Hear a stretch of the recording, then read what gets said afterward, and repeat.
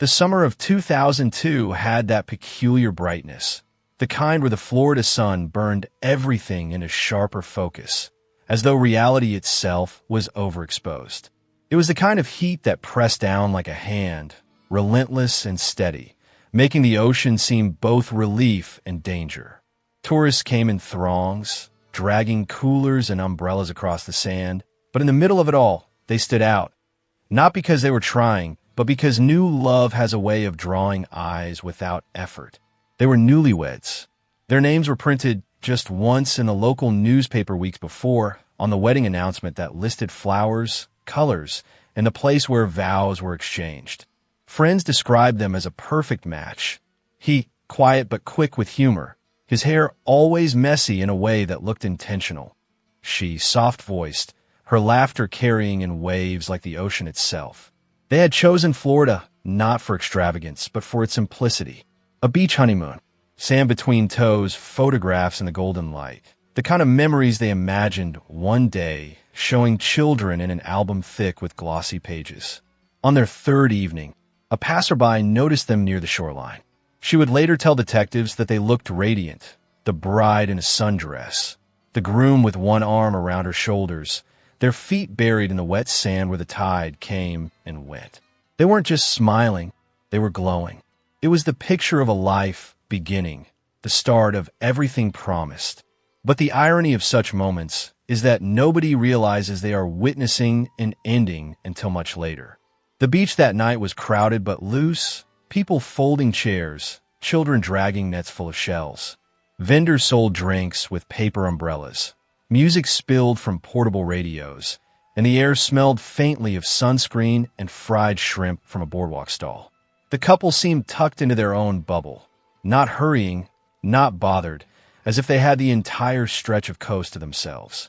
That image, the arm, the laughter, the ease, would become the last undisputed sighting of them together. When darkness settled, they were expected at their hotel, a modest inn with pastel-painted walls and a neon vacancy sign. Their rental car was parked outside, neatly locked, nothing unusual. But by the following morning, the room remained untouched, the bed unslept in, their belongings neatly folded, even the small disposable camera left on the dresser. Housekeeping assumed they had left early for another excursion, but when late afternoon arrived, unease stirred. By evening, the manager placed a call that would begin a decade of unanswered questions. The couple was missing. Authorities arrived in measured steps, at first treating the matter as routine. Tourists occasionally slipped away for spontaneous trips. Sometimes young couples argued and separated. Sometimes they partied too hard and vanished for a night. But when family members were contacted, the concern sharpened. The pair had been inseparable, deeply entwined, and never the type to vanish without word.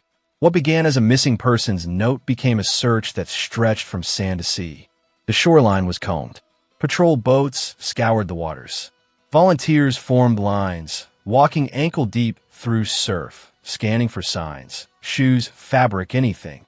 Helicopters circled with spotlights, cutting through waves that reflected like shards of glass. But the ocean, vast and unyielding, gave nothing back. It swallowed silence as easily as it swallowed sound. The parents arrived within days, stunned and hollow-eyed, gripping photographs that showed the couple grinning with wedding cake on their faces. The contrast was unbearable. In one image, joy smudged across cheeks. In reality, no trace remained. Local stations aired their pleas, voices trembling on camera, begging for any witness who might have seen something after sunset. Tips poured in, but like the tide itself, they receded quickly, leaving nothing solid behind. There was no body, no evidence of a struggle, no abandoned belongings beyond what was left tidy in the room. The beach had offered them up to the world at dusk and then closed its fist. The community whispered theories, accident, runaway, crime, but each theory frayed under scrutiny. For investigators, the hardest truth was this: sometimes people vanish in a way that resists narrative, as though erased by the very air. Still, one detail clung stubbornly, refusing to vanish. A child, building a sandcastle not far from the waterline, had told his mother about seeing a bag near the couple before night fell. His description was vague: a dark travel bag, leather maybe, resting close to their feet as they left. Nobody had thought much of it. Tourists carried bags all the time for towels, books, snacks. It blended with the scenery. But in hindsight, that detail sat quietly, like a piece of a puzzle whose picture was not yet revealed.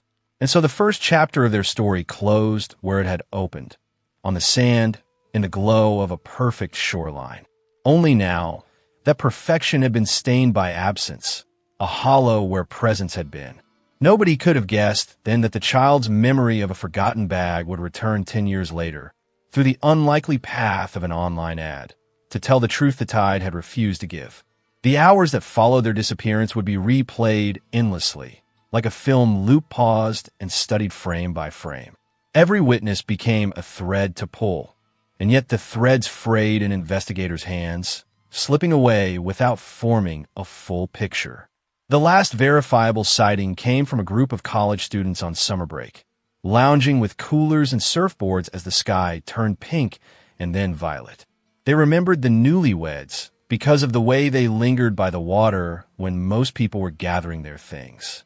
The students recalled seeing the bride wade ankle deep, letting the foam gather around her feet, while the groom stood just behind her, his arms loosely folded, watching her with the quiet fascination of someone still marveling at the fact that she had chosen him. It was tender, unguarded, and normal. Nothing in the scene suggested danger, not even a hint of it. But normality has sharp edges when examined after the fact. What is ordinary one day becomes suspicious the next, precisely because it failed to predict the rupture. Detectives returned to those students again and again, pressing them for details. Was anyone nearby? Did anyone approach? Did they see the couple pick up a bag? Did they walk toward the parking lot? The students gave the same answer every time. The Newlyweds were there, silhouetted against the last flare of the sun, and then the crowd's attention shifted. Music played, a frisbee flew, and when the group looked again, the couple was simply gone. The timing gnawed at investigators. Sunset is a crowded hour. Families leaving, beachgoers packing up, lights flicking on across motels. It was not the kind of place or time when two people could slip into nothingness without being noticed. And yet they had. The couple's absence was clean, almost surgical. Their footprints, pressed into damp sand, led nowhere, ending where the tide had erased them, a vanishing line that mirrored their fate. That first night, searchers assumed a water accident. Perhaps they had ventured out too far, a sudden current sweeping them away. But tides are rarely silent conspirators. The ocean returns what it takes, sometimes cruelly, sometimes mercifully, but it returns something. A shoe, a towel, a fragment. In this case, there was nothing. Divers swept the shallows. Boats circled with floodlights, but the ocean offered no reply. By dawn, the lack of evidence was louder than any scream. Their hotel room became the next focus. Investigators stood inside, cataloging every item. The suitcase was still zipped, clothing folded neatly, 2 toothbrushes by the sink, a small disposable camera left beside a half-drunk bottle of water. On the nightstand lay a paperback novel with a wedding card tucked inside, the inscription reading, "To new adventures, may they never end." It was the kind of room that spoke of pause rather than departure. No signs of a hasty escape, no chaos, no fingerprints beyond theirs. It was a room waiting for its occupants to return, as if frozen mid-breath. The families, flown in with urgent desperation, stood in that same room days later. The bride's mother touched the hem of the sundress laid across the chair, her fingers trembling as though fabric could answer where her daughter had gone. The groom's father sat heavily on the edge of the untouched bed, staring at the carpet as though he might find answers woven into its fibers. The stillness was unbearable, too quiet for the noise of their grief. For them, the room was not evidence. It was a cruel reminder of absence, the domestic hum of two people who had simply stopped existing in the middle of joy. Meanwhile, the community wove its own theories. Drowning was the simplest, the most palatable to those who wanted the story to close neatly. Others whispered darker ideas, a robbery gone wrong, a crime committed under the mask of night. The rumor of the bag surfaced here and there, though details were never consistent. A child's fleeting memory of a dark satchel at the couple's feet, another beachgoer's vague recollection of a man carrying luggage near the dunes. None of it solid enough to anchor an investigation. Local press covered the disappearance relentlessly.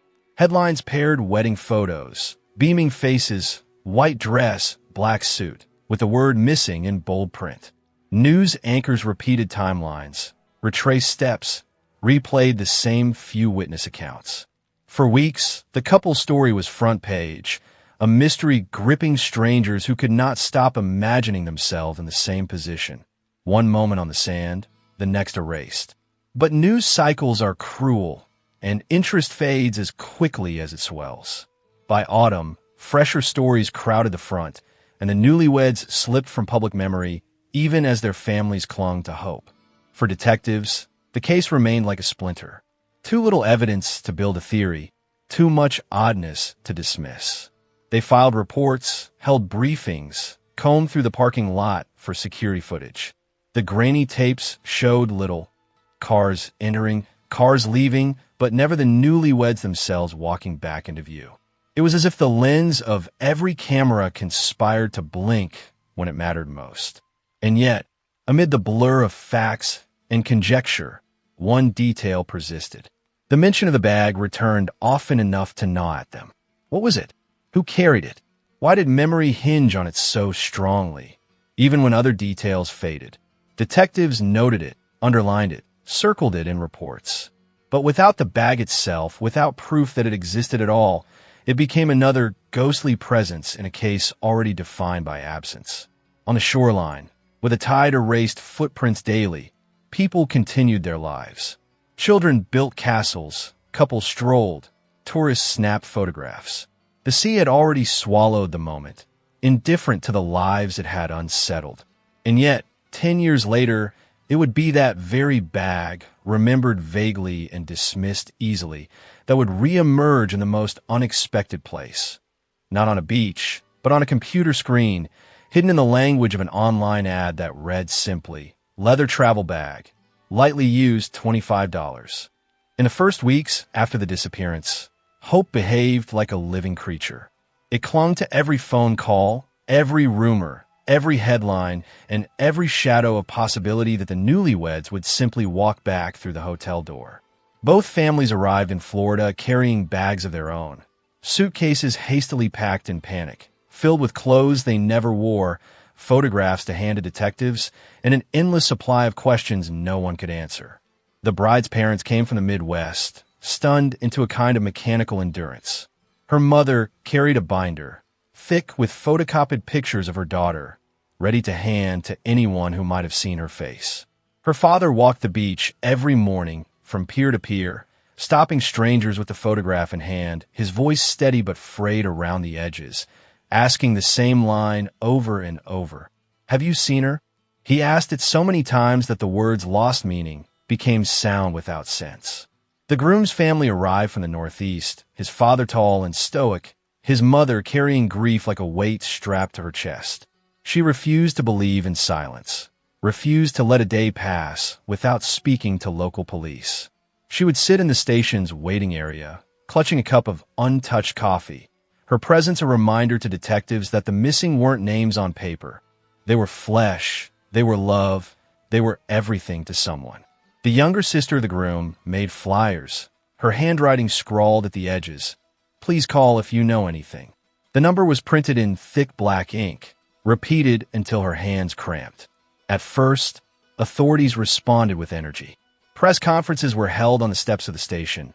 Deputies stood before microphones and maps. Volunteers formed search lines across dunes and marshes. Reporters jostled for sound bites, cameras flashing as the family spoke, voices breaking under the strain of hope and fear. But time has a cruel way of softening urgency. The press conferences grew smaller, the number of volunteers dwindled, the tone of the officers less certain. Weeks passed, then months, and with them the sharpness of public interest dulled into a faint murmur. For the families, though, time did not blur, it sharpened. Every day, without answers, was a knife that cut deeper. They lived in rented motel rooms near the beach, unable to leave, unable to let go. Each morning they retraced the same steps the couple had taken, from the boardwalk to the tide line, as though walking the same path might somehow unravel the knot.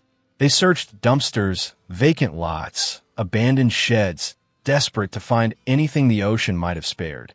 They called hospitals, jails, shelters, imagining scenarios where the newlyweds were alive but disoriented, injured, nameless. The lines between rational and desperate blurred quickly when grief gave them permission to imagine anything but the worst. The police grew cautious with updates. What had once been promises, "We will find them," shifted into phrases heavy with caveats. "We're doing everything we can.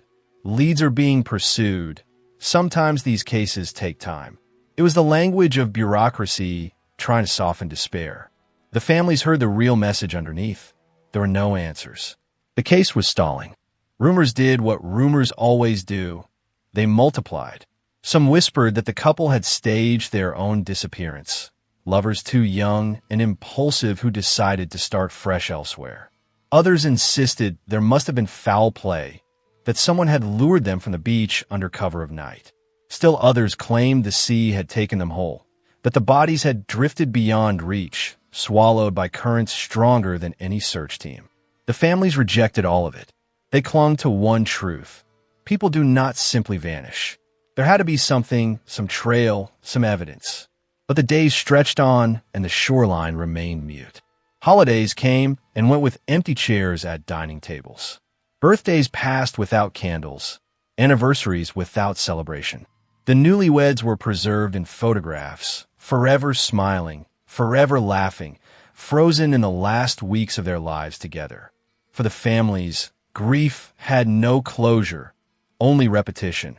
Phone calls to the police, appeals to the press, the constant return to a beach that offered no answers. 10 years is a long time to live in darkness. By 2012, most of the original detectives had rotated to new assignments. Case files had thickened with dust, and the world had largely moved on. But the families did not. They remained bound by absence. Their lives split into two eras, before the disappearance and after. They still dialed the same numbers, still asked the same questions, still visited the shoreline where it had all ended.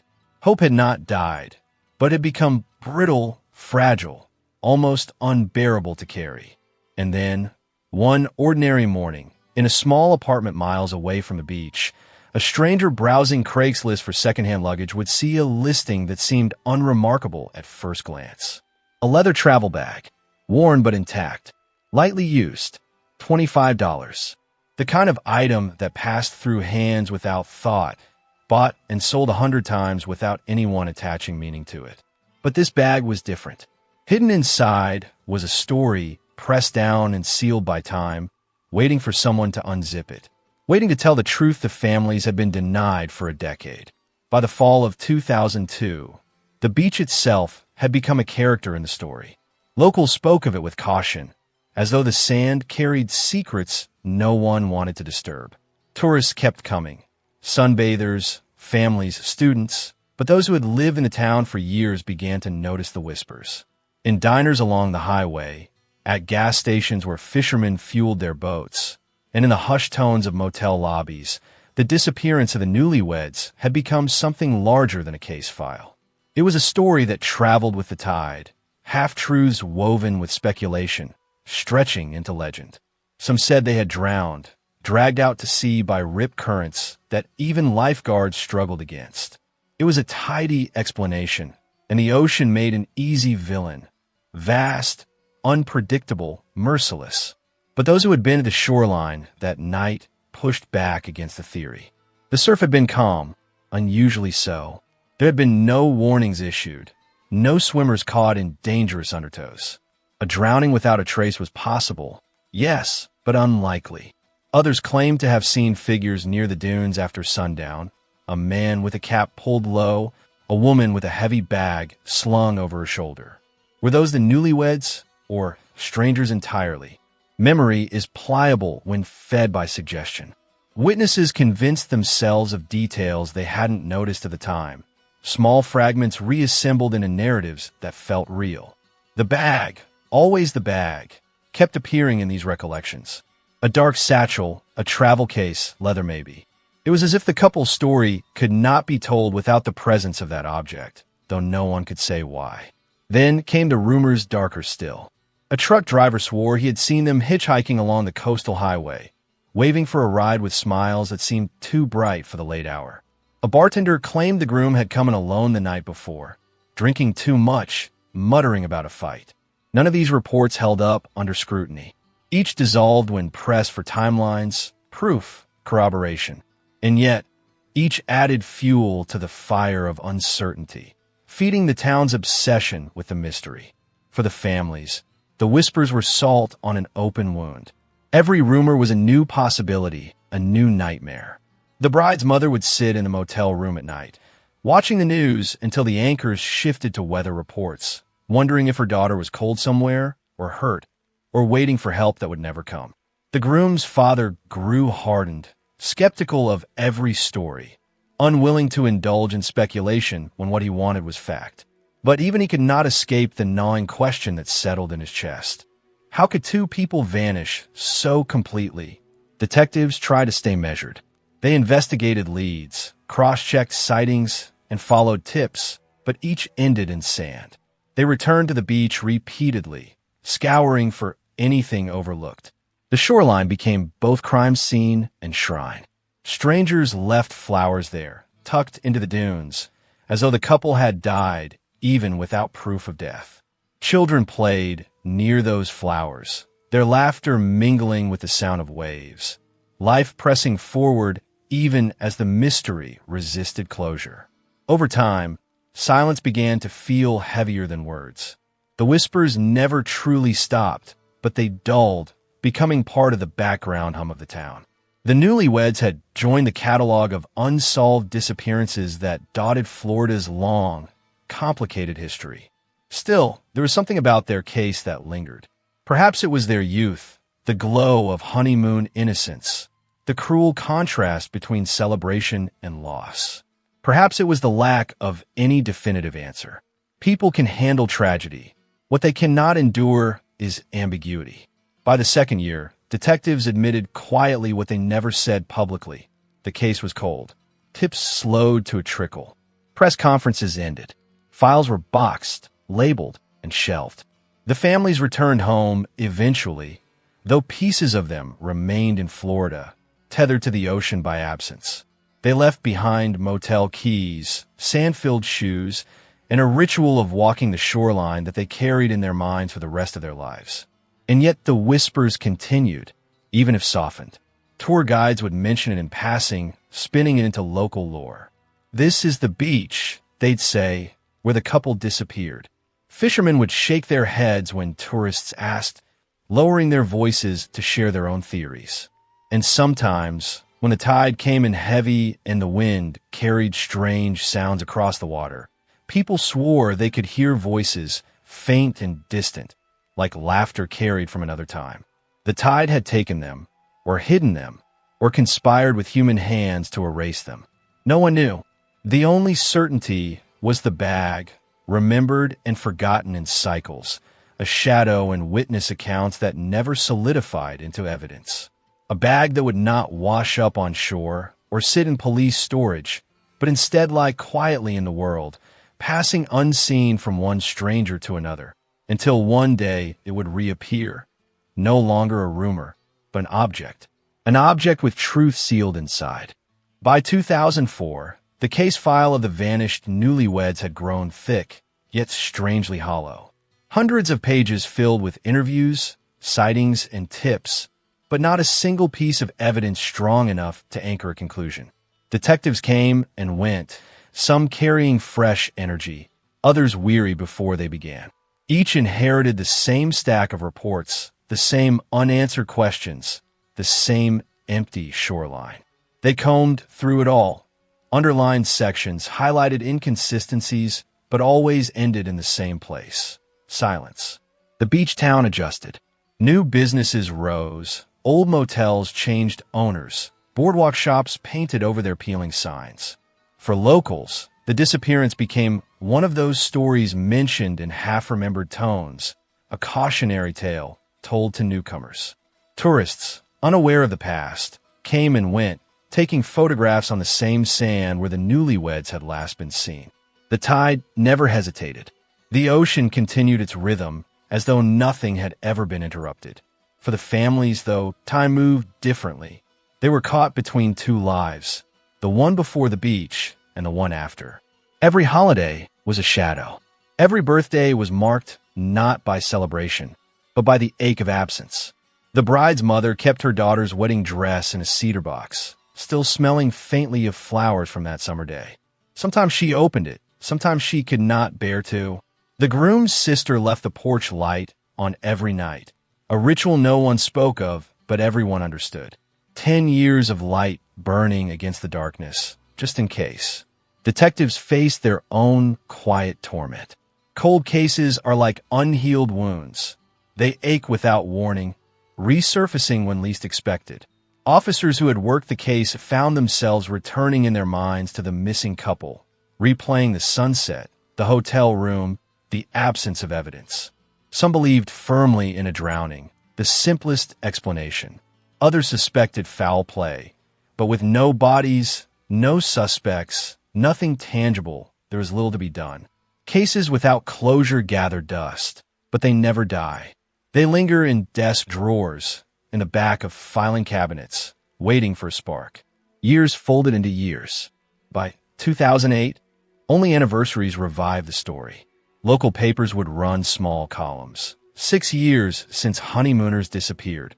The articles grew shorter each time, the details summarized into neat paragraphs, names reduced to placeholders for grief. The families clipped each article and tucked it away, refusing to let the world forget, even when the world clearly wanted to. And then came the recession. By 2010, the motel where the newlyweds had stayed had changed hands again, its neon vacancy sign flickering faintly at night. The town struggled. Craigslist became the new marketplace for everything from cars to furniture to old luggage. The internet was where forgotten things resurfaced, stripped of story, reduced to transactions. It was in this climate, when the case was a decade old, when detectives no longer held briefings and the families no longer received calls, that the spark finally came. A stranger searching for travel bags scrolled past dozens of listings, duffels, roller suitcases, backpacks. But one post, unremarkable in wording, stood out just enough to earn a click. Leather travel bag, lightly used, $25. No name, no history, just a photograph of a weathered satchel, brown leather with worn straps, sitting on a carpet in an ordinary living room. Nothing remarkable, nothing that screamed importance. And yet, inside that bag, buried beneath zippers and folds of cloth, was the piece of truth that had been missing for 10 years. The cold case was about to thaw. The listing had gone up without fanfare. The seller, an ordinary man in his 30s, had typed it quickly one evening, more concerned about clearing space in his apartment than about the history of the item itself. He was moving soon, trying to cut down on clutter. The bag had sat in his closet for years, one of those things inherited through casual trades and forgotten exchanges, passed from hand to hand without much thought. To him, it was just another object to unload. $25 seemed fair enough.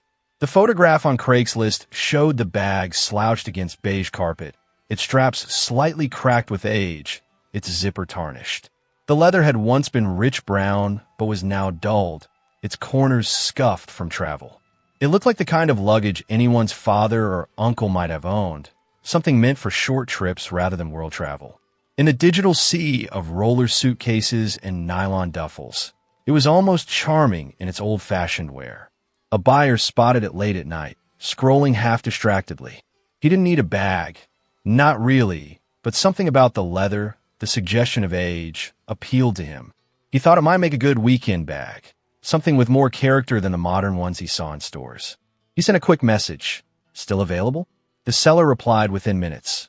Yes, can meet tomorrow. The exchange was unremarkable. A parking lot behind a grocery store, cash handed over, polite nods. The buyer carried the bag to his car, not suspecting that inside it rested echoes of a mystery no one had solved. It wasn't until later that night, in the quiet of his small apartment, that he unzipped it fully. At first, he expected to find nothing more than the faint smell of old leather, maybe some dust. Instead, he discovered a thin layer of belongings tucked into one of the side compartments. A pair of sunglasses, their frames slightly bent. A small plastic bottle of sunscreen, hardened and unusable. And then, deeper still, something that made his breath catch. A folded brochure for a Florida beach town, its colors faded but unmistakable. Across the glossy paper, in cursive handwriting, was a note. 2 names written together. The Newlyweds. The buyer froze, staring at the paper as if it might burn him. He recognized the names immediately. Not because he knew them personally, but because the story of their disappearance had lingered in local news for years. He remembered the anniversary articles, the faces smiling from grainy wedding photos. And here, suddenly, was their handwriting preserved in a bag that had somehow traveled a decade through unknown hands. He dug further. In a hidden interior pocket, he found a disposable camera, the kind popular in the early 2000s. Its label was peeling, the plastic yellowed. He held it gingerly, as if the weight of it was fragile, alive with possibility. If undeveloped, those photos might hold the final images of the couple, proof of their last hours. For a long while he simply sat there, the bag open in front of him, his apartment silent except for the hum of the refrigerator. The ordinary had become extraordinary in a matter of minutes. He felt the heavy press of responsibility. To keep the discovery secret meant burying the truth forever. To report it meant stepping into the orbit of something much larger than himself. By midnight, he had poured himself a glass of water and sat staring at the bag across the table. He thought of the families still waiting after 10 years. He thought of the names on the brochure, written in ink that had somehow survived the tide of time. And he thought of the camera, silent but heavy with the possibility of answers. In that moment, the Craigslist purchase stopped being a bargain and became a burden. The buyer realized he had stumbled into the middle of a story unfinished, one that the tide had refused to resolve, but which had chosen, inexplicably, to surface in his hands. The bag had kept its silence for a decade. Now it demanded to be heard. The buyer barely slept that night. The bag sat on the kitchen table, its leather glistening faintly in the streetlight filtering through blinds. Every time he closed his eyes, he saw the names on the folded brochure, the ink curved in a handwriting too alive to belong to people gone so long. He told himself it was impossible. Coincidence, perhaps, yet the thought clawed at him. Why would a random satchel, found a decade later, carry the unmistakable trace of 2 people who had vanished without explanation? By dawn, he was pulling on gloves from under his sink, hesitant to touch the contents again with bare hands. Something inside him said these objects were not his to handle casually. He laid them out carefully on the table. The sunglasses cracked at one temple. The sunscreen hardened into a useless lump. The brochure, its folds creased from years of pressure. And then the disposable camera, the strangest relic of them all, sealed as though it had waited in silence for this moment. He turned the camera in his hands, examining the cloudy plastic, the faint rattle of film inside. He thought of the couple smiling in news clippings, the grainy faces printed 1,000 times in articles. Could these be the last photographs they ever took? Could this small object hold an answer denied to their families for 10 years? The weight of it made his chest tighten. The bag had other details, too, clues that seemed ordinary yet unsettling when seen together. A faint tear in the inner lining, where a scrap of paper had slipped down. He teased it free with tweezers, unfolding it carefully. It was a receipt, faded nearly white, but still legible in patches. A date, July 2002. The name of the motel, now half rubbed away. And beneath it, 2 items purchased, soda, ice. Small domestic things. The kind of purchases that say more than their simplicity. They say, we were here, we were living, We were ordinary. He sat back, heart hammering. This was no coincidence. This was their bag. The Newlywed's bag. Somehow lost. Somehow carried through the world until it surfaced here on a classified site, offered up casually for less than the cost of a dinner. The buyer's mind raced. He imagined the families still waiting. He imagined detectives, their case files gathering dust. He imagined the possibility that the camera, if developed, might contain images taken on that last day. Sunset, shoreline, the moments before vanishing. It was all too heavy to hold alone. And yet fear crawled in as well. What if he was wrong? What if turning this in brought suspicion on him? What if the truth it carried was darker than he could bear to know? He tucked the objects back inside and zipped the bag shut, but sleep still would not come. By afternoon, he was pacing his living room, rehearsing explanations aloud. To keep it hidden was unthinkable. To bring it forward was terrifying. In the end, he decided he had no choice. 2 days later, he walked into a police station with a bag slung awkwardly over his shoulder. The desk sergeant looked up with mild curiosity as he approached, not knowing that the stranger carrying old leather luggage was about to unearth a case buried for 10 years. When he sat on the counter and unzipped it, placing the camera, the brochure, the receipt, and the sunglasses one by one, silence fell heavy in the room. Detectives were called. Photos were taken. Gloves were slipped on. What had been forgotten was now evidence. The case file that had gathered dust was reopened, its spine cracking as though the story itself had been waiting. And as one detective turned the disposable camera over in his hands, he said what everyone was thinking but dared not voice fully. If this film develops, we might finally see what happened. The echoes of the honeymoon had returned, not in words, not in sightings, but in objects that had endured. The bag had traveled further than anyone could yet know. And inside, it carried not just the belongings of two vanished lovers, but the weight of an unfinished story finally pressing toward resolution. The moment he left the police station, the buyer felt as though he had stepped out of one life and into another. Hours earlier, he had been a man scrolling casually through Craigslist, making a small purchase to satisfy an impulse. Now, he was tethered to a decade-old mystery. His name recorded on official forms, his statement filed alongside hundreds of others in a case that had haunted families and detectives alike. The detectives thanked him politely, their expressions controlled, professional, but behind their eyes he could see something spark, a quiet ignition, the flicker of hope that had been absent for years. Still, he noticed the suspicion too. They asked where exactly he bought the bag, how much he paid, the description of the seller, the exact words exchanged. They asked whether he had opened it immediately, whether he had tampered with anything. Their pens moved quickly, their faces unreadable. When he drove home, he replayed the questions in his mind, his palms damp against the steering wheel. He wondered if they believed him. He wondered if he had just entangled himself in something too large, too dark, something he would wish he had never touched.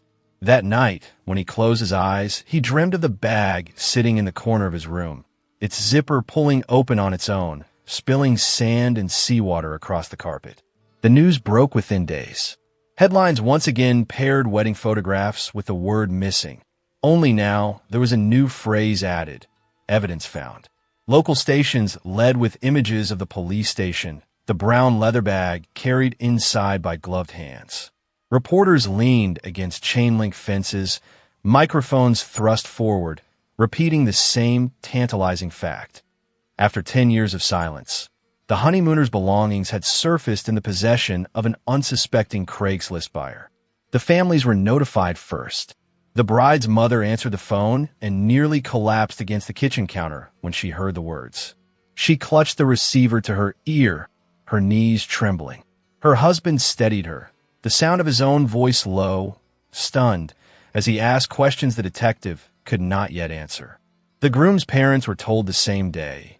Their reactions split between tears and fury. How could the bag have vanished into the world, passed between strangers, while they had waited helplessly for news? The buyer watched these reactions unfold on television, guilt coiling inside him. He had done the right thing, he told himself.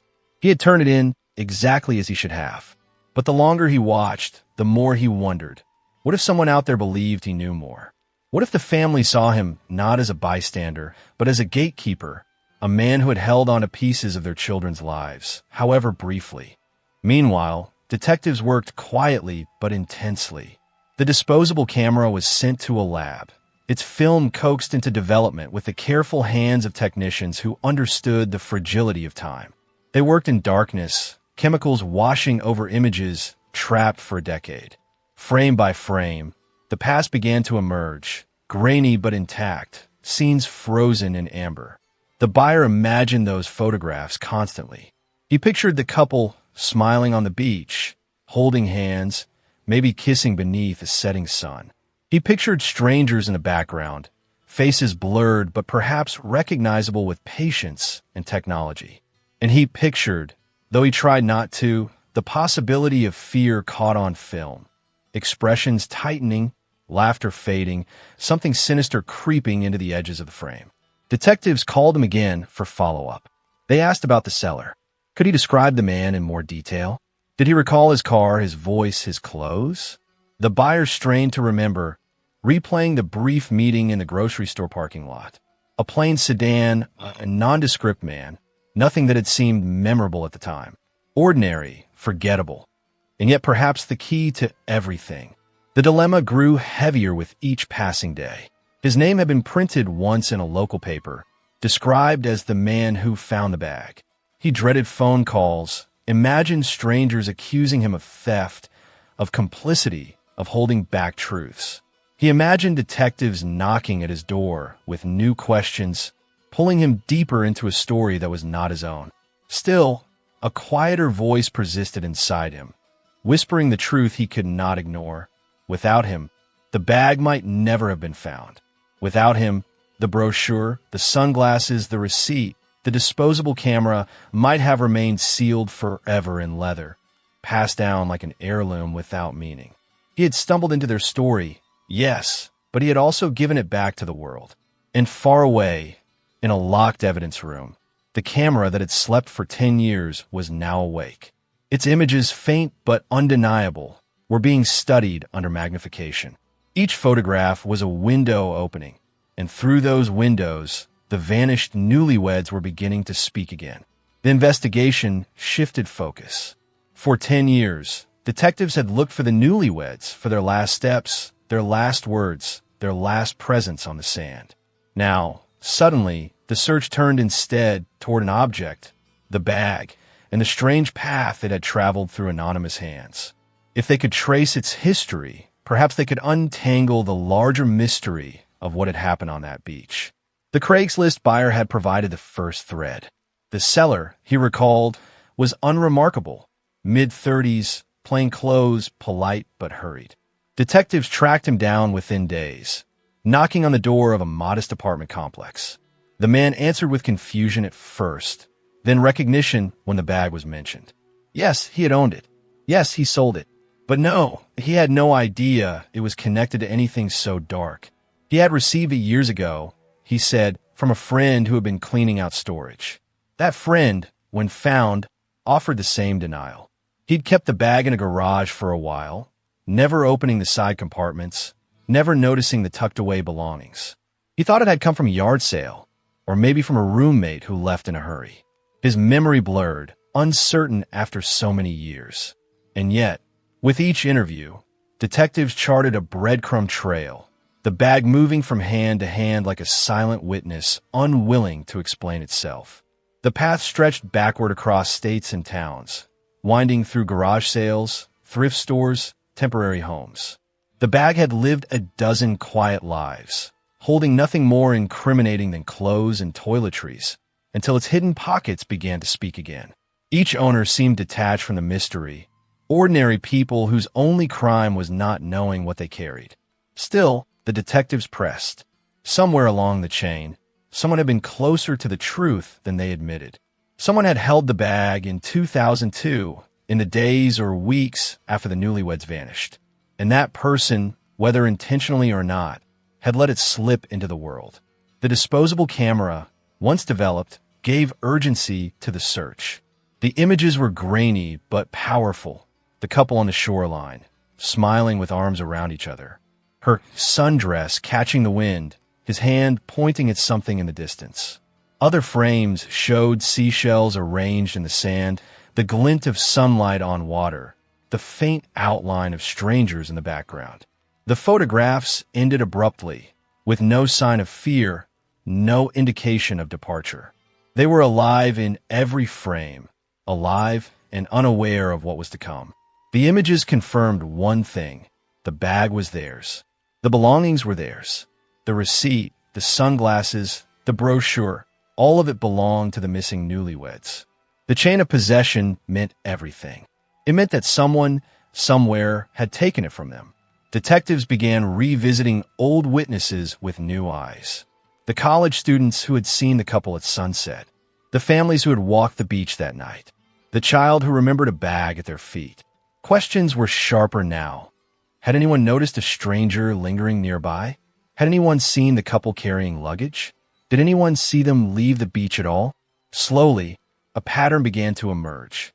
A motel employee, long forgotten in the original case file, mentioned a man who had checked in around the same time, traveling alone, carrying a bag strikingly similar to the one now in evidence. His stay had been brief, his name unremarkable, but the details stood out. A lone traveler, overlapping with the couple's last known days. Detectives pulled motel records, grainy registration cards, faded payment slips. They found what they were looking for: the notation of a single night's stay, signed under a name that led nowhere. But the handwriting, when studied, bore a resemblance to one of the names in the trail of bag owners years later. The connection was faint, but enough to shift suspicion. The bag, once a mute witness, was loosening its tongue. Its path was no longer random. It was beginning to outline a story of possession, of proximity, of someone who had been there, who had seen more than they admitted. And as detectives traced that path further, the Florida motel resurfaced like a shadow, too long ignored. The place where the couple had spent their last night on Earth was no longer just a backdrop. It was a thread pulling tight, binding the bag, the strangers, and the vanished honeymooners into a single, unfinished truth. The motel had stood quietly for years, its pastel paint faded by the sun, its neon vacancy sign flickering more often than it glowed. It was one of those places that lived on the edge of memory, neither glamorous nor notorious. Simply there, a roadside stop for fishermen, budget travelers, and tourists who couldn't afford beachfront resorts. But to detectives, it now loomed large because it was here, in the cramped square rooms with threadbare curtains, that the newlyweds had last laid their heads before vanishing. In 2002, investigators had combed through the motel quickly, almost perfunctorily. The couple's room had been clean, their belongings untouched, the bed unrumpled. Nothing screamed foul play. Nothing begged for deeper scrutiny. The case was drawn toward the beach, the water, the shoreline where footprints had faded. The motel became background. Now, a decade later, it returned to the center of attention, not for what it revealed then, but for what it might still be hiding. Detectives reopened the old ledger books, the registration cards kept in storage. They traced every name from that week, cross-referencing against databases, driver's licenses, even handwriting analysis. Most guests were ordinary families and travelers who had long since faded into the anonymity of time. But one name, scrawled in slanted cursive, refused to fit. It was the man mentioned by the former employee, the solitary traveler who had checked in alone, carrying a bag that matched too closely the one now recovered through Craigslist. The name he used was false, detectives quickly learned. No matching identification, no corresponding address. At the time, no one had questioned it too deeply.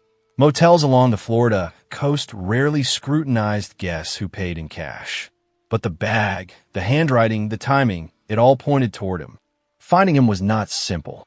10 years had scattered people like shells along a beach. The motel employee who first remembered him was tracked down. Now working in a different town, his memory hazy but certain of one thing.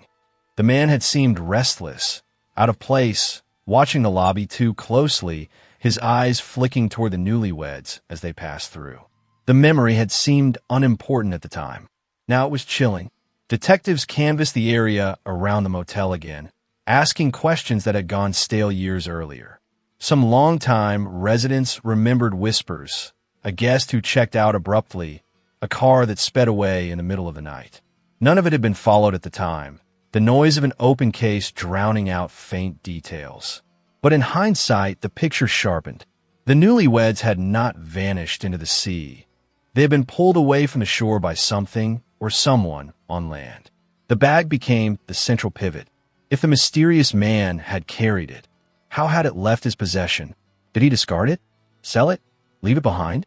Somewhere along its path, from the motel to a garage sale to a Craigslist ad, there was a fracture in his story. That fracture was where detectives aimed their questions. The families were told quietly, in cautious words, that progress was being made. The bride's mother clutched the phone tighter, her voice trembling as she asked if they had found her daughter. The detective paused before answering. No, not yet. But the motel, the bag, the photographs, these were no longer whispers. They were signposts pointing to something real. For the first time in 10 years, hope carried a sharper edge. Detectives returned to the motel itself, now operating under new ownership. They walked the hallways, peered into rooms that had been repainted but not truly changed. The smell of chlorine from the pool drifted through the air. In one room, where the carpet had been replaced, they lifted panels and found nothing but concrete. Still, the feeling lingered. This was the place. This was where the last ordinary moments had ended and where the silence had begun. The breakthrough came not in the motel itself, but in the records tied to its operation. An old vendor's invoice listed maintenance requests from the summer of 2002. One line item stood out: plumbing repair, room 16. The timing coincided exactly with the disappearance. The man had stayed in that room. The newlyweds had last been seen that same night. Room 16 was no longer in use, converted into storage by the current owners. But beneath its layers of dust and forgotten furniture, detectives sensed something lingering. They brought in equipment, scanners, tools that had not existed a decade earlier. The floor and walls gave up faint anomalies, disturbances that suggested something had once been buried, moved, concealed. The Florida motel, dismissed for so long, was no longer a backdrop. It was a focal point, a junction where the bag, the man, and the missing honeymooners converged.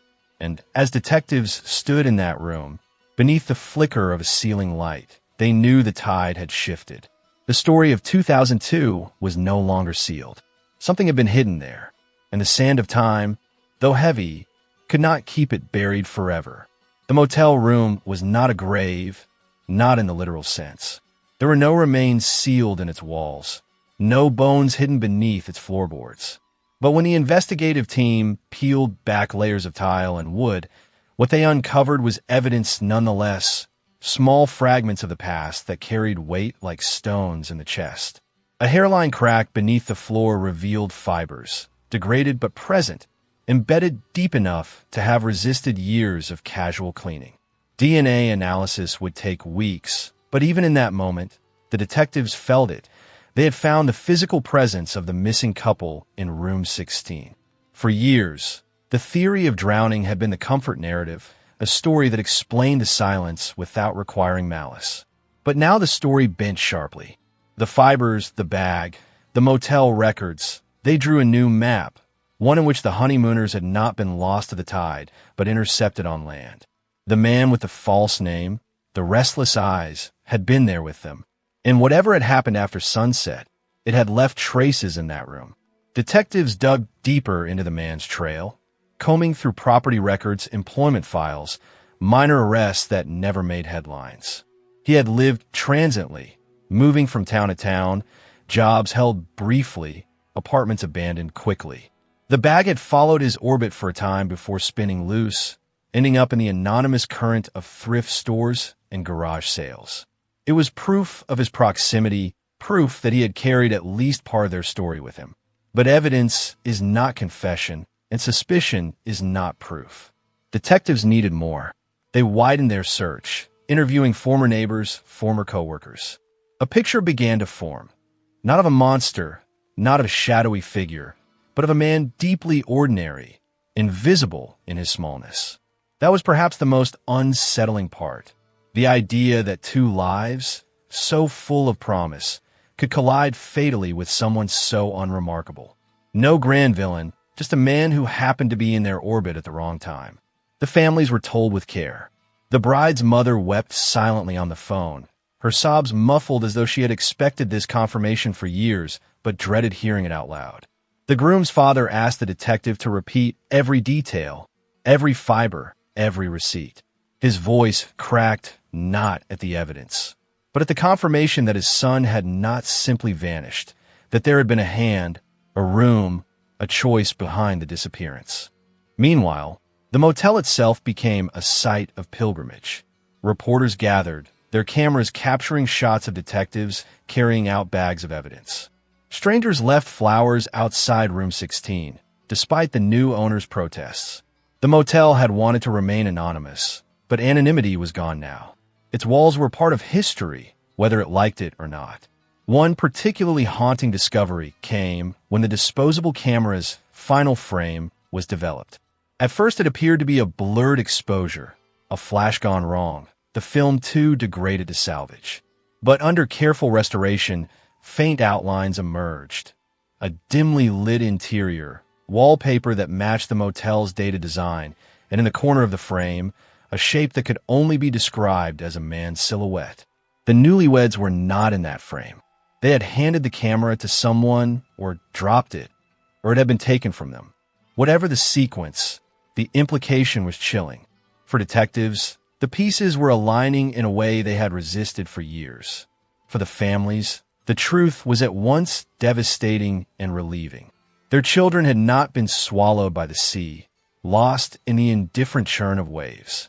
They had been seen, touched, confined. Their story had edges now, painful but graspable. And yet, one question remained. Where were they? Evidence proved presence, proved conflict, proved concealment, but did not produce bodies. Without that, the truth was still incomplete, hovering in the cruel limbo between knowing and closure. It was then that the search shifted from motel walls to the earth itself. A retired groundskeeper came forward, recalling late-night work orders from the summer of 2002. Sand had been moved behind the motel, near the dunes, under the pretense of maintenance. At the time, it had seemed ordinary. Now it became a beacon. Detectives descended on the site with ground-penetrating radar, their machines sweeping slowly over sand hardened by years of wind and sun. At first, nothing. Then, faint anomalies again, disturbances beneath the surface, the kind that suggested something once buried, shallow, but deliberate. The shoreline had whispered theories for a decade. Now, at last, it seemed ready to speak.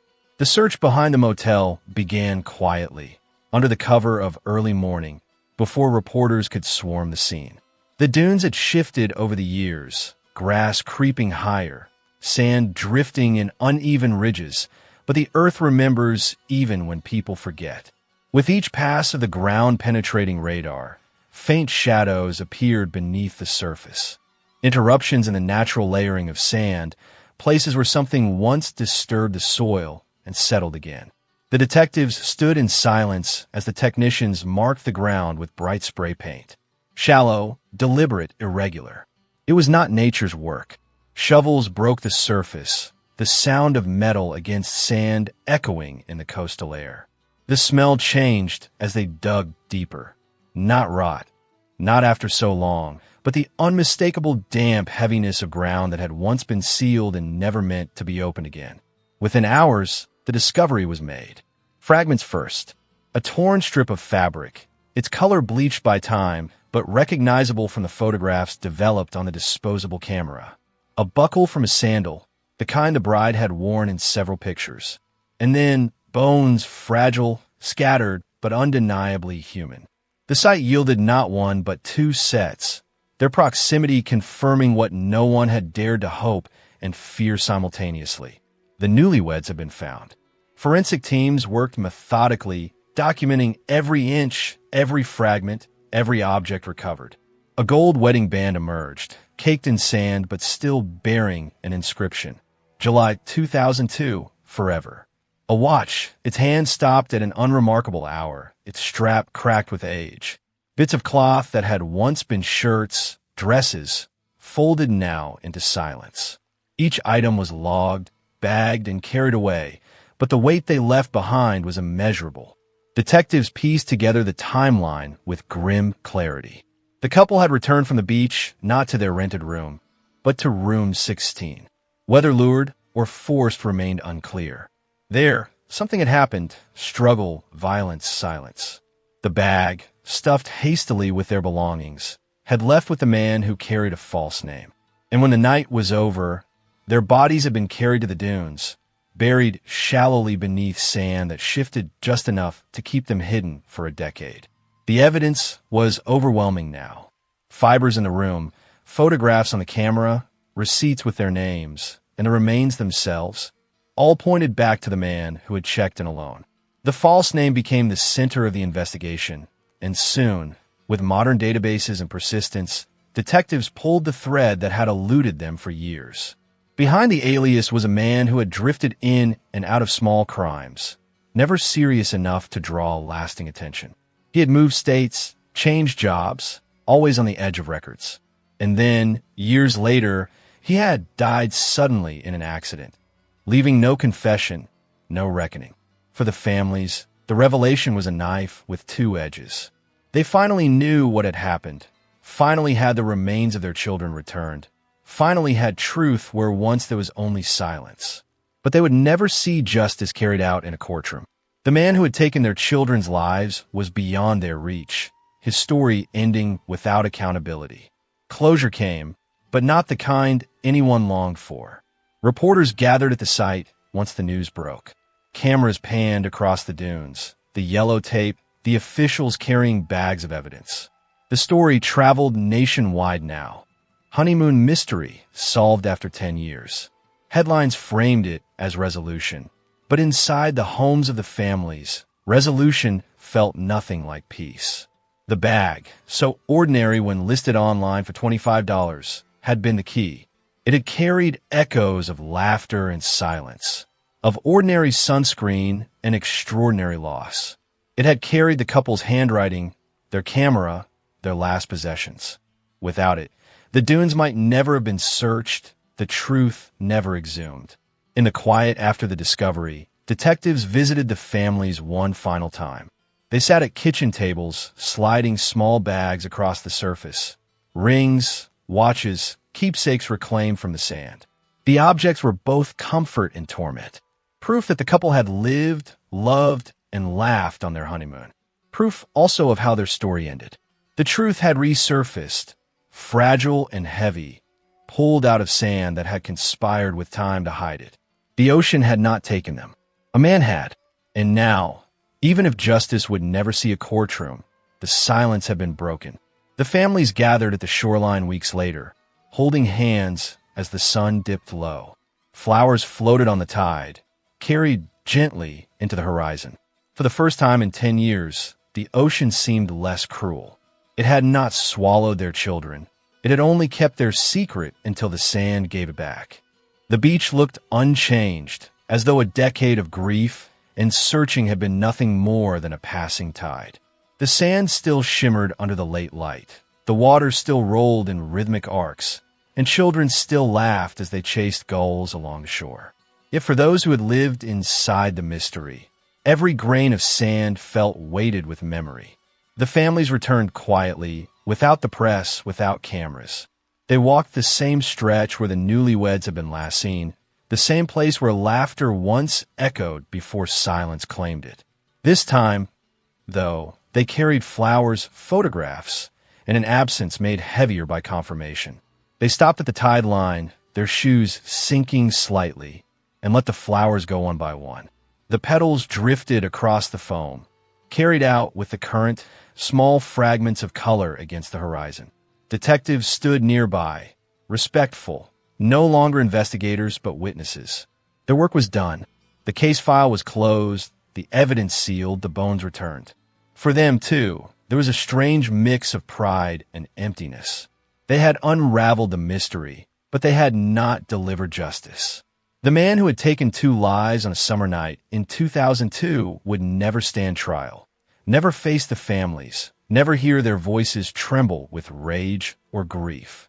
The sand had given up its secret, but too late for judgment. The Craigslist buyer came as well, though he kept his distance. He stood farther down the beach, the surf brushing against his shoes, his hands in his pockets. He had not known the couple, had not lived their story, but the bag that surfaced in his living room had tied him to them forever. He watched the families release their flowers, his chest heavy with the knowledge that a simple impulse to buy something secondhand had reopened a chapter that might have remained sealed forever. Ordinary lives sometimes collide with extraordinary truths, and he would always be the man who brought the bag back into the light. For the families, closure did not arrive like a wave. It came in fragments. Seeing their children's wedding rings again, hearing detectives speak their names as facts instead of questions, watching the tide carry flowers into the same ocean that once held only silence. Closure was not peace. It was knowing at last where love had ended and memory began. As the sun dipped low, the shoreline turned gold, a light so soft it seemed to bless the scene.